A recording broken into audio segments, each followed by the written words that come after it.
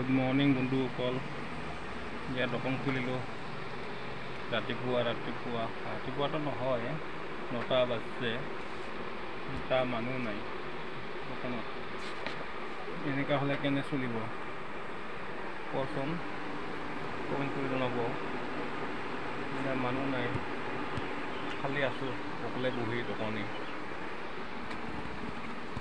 এনে হ'লে কেনে চলিব? এটা কাষ্টমাৰ যদি নাই, বিক্ৰী নাই, কেনে হ'ব? কিবা এটা কৰি দিয়া প্ৰভু, কেনে চলিম নহ'লে? কিবা এটা কৰা কৃষ্ণ। চাওকচোন মানুহ আছে নে নাই?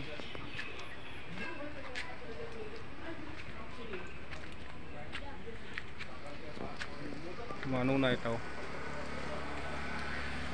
দুটা এটামান মানুহ, বিক্ৰী নাই। তেনেকুৱা কোনো কম যাত্ৰা হৈছে দোকানত। এতিয়া দোকানত সোমালোঁ, দেখিছাই দোকানখন কেনে চলে, অৱস্থা নাই এনেকাই। দিয়া এইখিনিতে ৰাখিছোঁ আৰু।